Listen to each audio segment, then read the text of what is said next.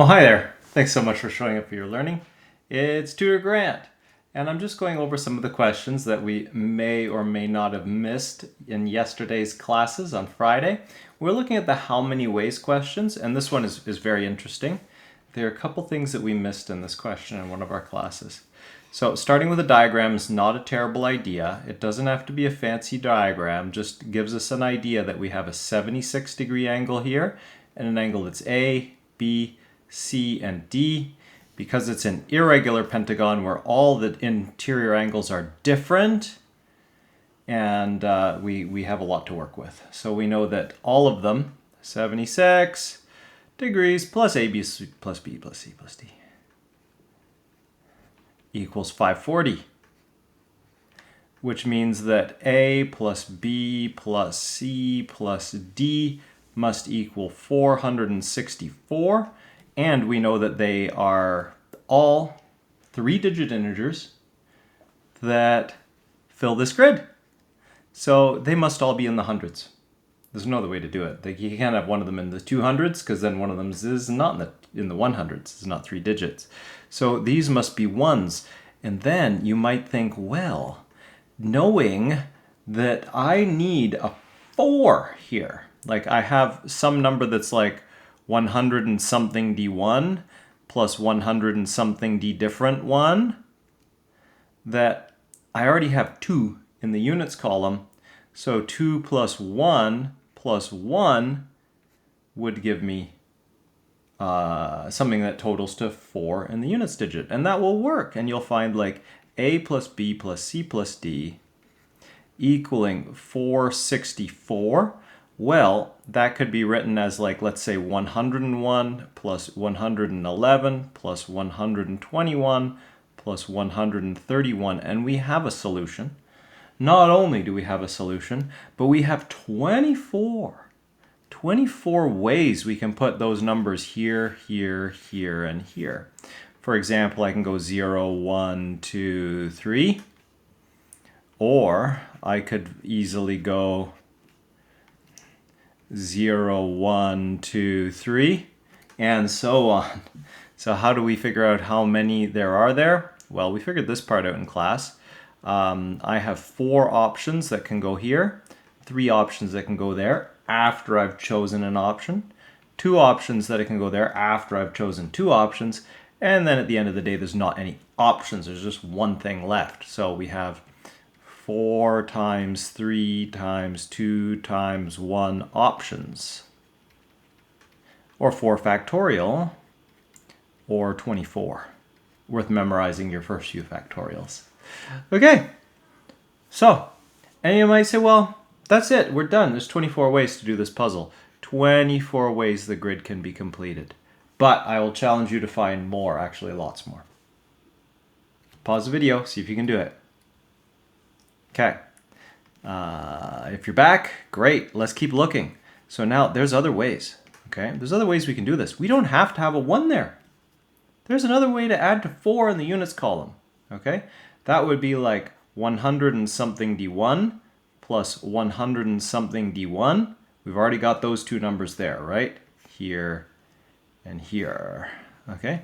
But we can also add 100 and something D6 plus 100 and something D6 equals 464, okay? Let's mark our digits here. I'll use W, X, Y, and Z, okay? And so then we can actually kind of do this a little bit more algebraically with like a Diophantine equation in 4 variables. We know they're integers, so we still have some limitations, okay? And then we could say, well, W plus X plus Y plus Z as digits, okay, should equal 5. Not 6, 5. Because I have 1 plus 1 is 2, plus 6 is 8, plus 6 is 14. So we knock 14 out of there, and we'll end up with 50. Okay, so W plus X plus Y plus Z is 5. Now, maybe you looked at this and thought, that doesn't work. Because if I had, say, like 0 plus 1 plus 2, I would just have plus 2 there, and then 2 and 2 are the same. Okay, or is there another way I could do it? Okay, maybe I have 1 plus 1 plus 2 plus 1. That absolutely won't work. But what if I had 1 plus 1 plus...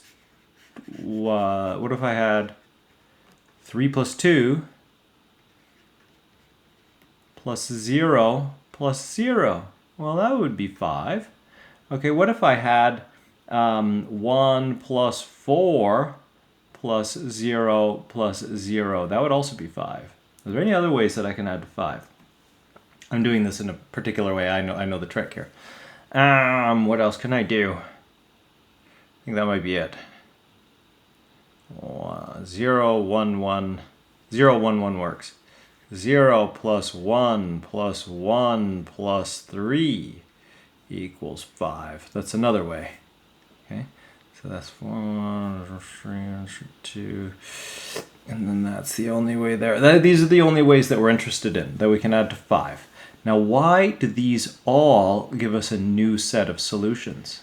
Okay, why are we allowed to have at most 2 numbers that are the same in some of these solutions? Well, we were told that these numbers had to be different. Okay, so if we have something like 0, 1, 2, and 2, we could have 101 plus 121 plus 126, and that would be different than 121, plus 116. Okay, that would be one way. All right, and so that would give us this arrangement of digits. This one gives us, let's just check our arrangements of digits here and ways that we group them. These would be 101 plus 121 plus 121. Oh, and there's plus what next? Plus 136 plus 106. Okay, so that's how we can do that one. But then we notice, we notice that this can also be, and this is different, 111. Just get rid of this. 111 plus 121 plus 126 plus 106. Okay, and this group is different, even though it uses these digits that we found here. It's different than that one. In fact, each group will have 2 arrangements. 2 arrangements that works. Here's my second arrangement for this one. Okay, so I could have 131 plus 101 plus 126 plus 106. Okay, and that would be different. So because there's like 2 that are like and 2 that are different, where I put those 2 that are different makes the whole set different. All right, so that is to say we have 8 different sets from these 4 different ways to add up to 5. 8 different sets there. Okay, cool. All right, now we've got to count how many of those were. We had 24 options when we looked at those where it was like 1, 1, 1, 1, but what about if that's 6? Okay, so let's take a look at what we can do with each set of options. There's no numbers that are identical, but in each set, the digits that are there and there are interchangeable, and the digits here and here are interchangeable, meaning I have like 2 choices about how I put those blue circles and 2 choices about how I put those. So in each case, it's 2 times 2 or 4 options for how I group this set, how I group that set, how I group that set, how I group that set, and then the other 4 sets that are involved there. So that is to say, there's 4 ways to do every one of these arrangements, and there are 8 such sets. So we have our 24 from before plus 4 times 8. will give us our final answer of 56 ways to complete this puzzle. Wow, what a tricky question. All right, so at this point, I like to zoom out and say this is one of the later questions on the Junior Math Olympiad from several years ago. Things haven't gotten easier, they haven't gotten harder, they're still just this tricky. The reason that we're seeing questions that are this tricky and this hard is because they know you. They know that you are a very strong mathematician and they want to fool some but not all of you. And here at the Maths Mastery Academy, we're helping you not get fooled by these types of problems, by showing you these challenging ones. So if you learn something new here, that's great. If you feel that this problem is demoralizing and makes you hate math because you're used to getting things right, then take a deep breath. There are hard questions in this world, and we want to go into those challenges where we fail. We want to get into those challenges where we make mistakes on questions and then improve. And I see you doing it every day in classes, so I really salute you for showing up for your math learning. All right, let's go to the next question. Okay, we've got 5 children, okay? They are V, W, Z, X, and Y. And they're from places A, B, C. You can tell that mathematicians concocted this scenario, right? D and E, okay? And then it's a puzzle, all right? Note, this is not a how many ways problem. And so we're a little bit fooled here because we put it into the how many ways lesson. Our same thinking applies, but it's a different type of question, this type of puzzle. Okay? So we just need to determine where each child comes from. Okay? So with a problem like this, I would encourage you to draw a table. Circular table, round table. Okay, here's table. There are 5 chairs. 1, 2, 3, 4, 5. All right. And then let's see what we can do to put some people at the table. The child from Aberdeen, I know nothing about that. I know nothing about who's from Aberdeen yet. So what I'd encourage you to do in this situation is to move on to something that you do know about. Sits between Zach and the child from Edinburgh. Again, I don't know anything about Edinburgh, Aberdeen, nor where Zach is.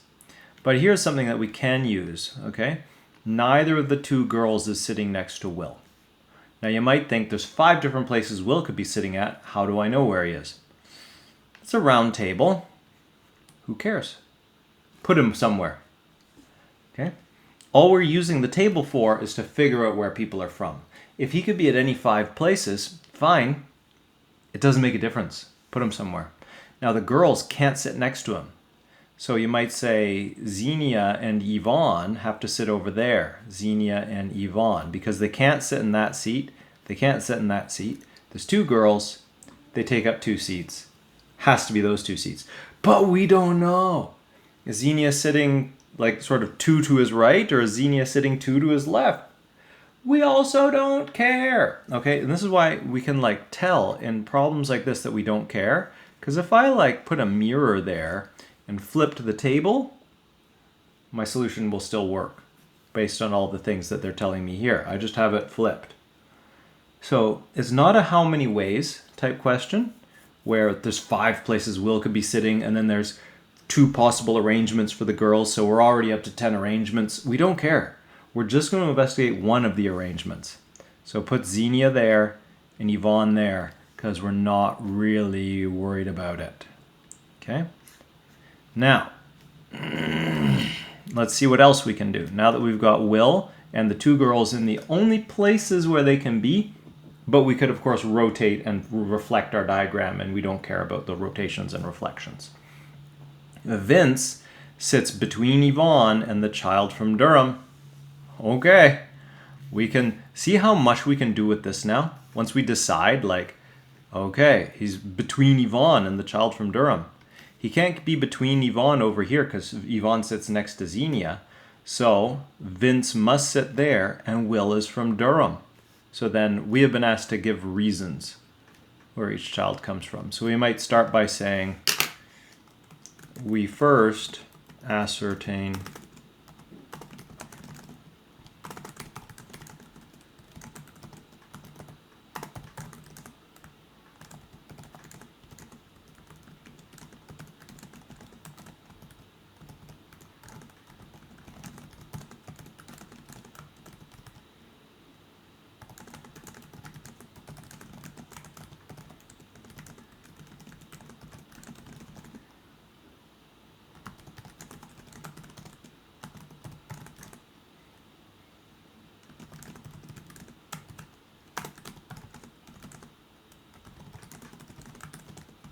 There we go. So we know that, all right?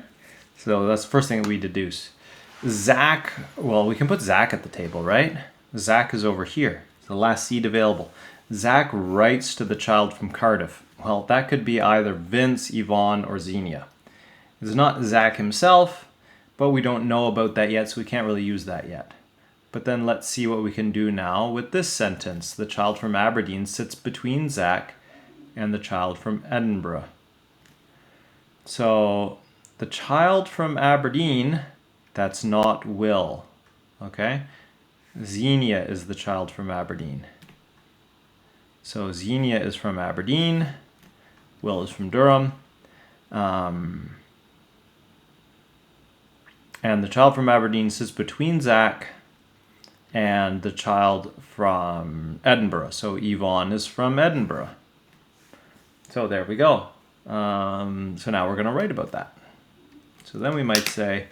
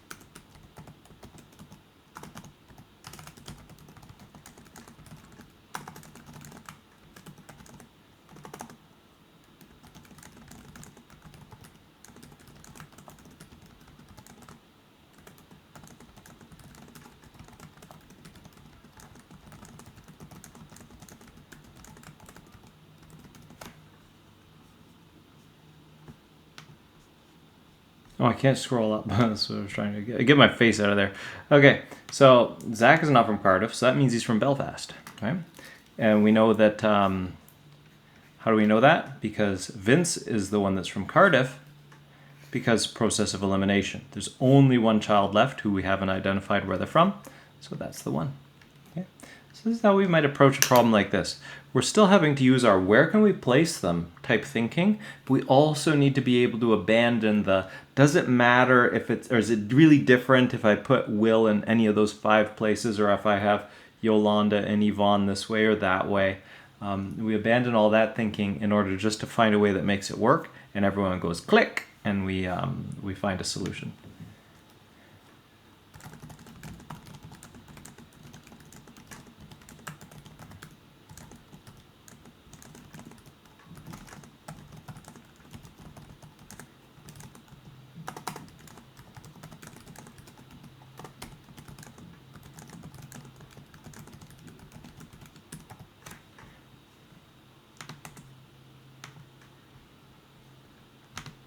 There. So that's what my solution would look like for this one. I hope that you puzzled this one out yourself. And if you were not able to, that this video got you unstuck. If you have any other questions, respond in the thread below. Otherwise, thanks so much for showing up for your learning. It was a pleasure meeting with all of you yesterday, and I look forward to the next time that we get to have a class together. Bye.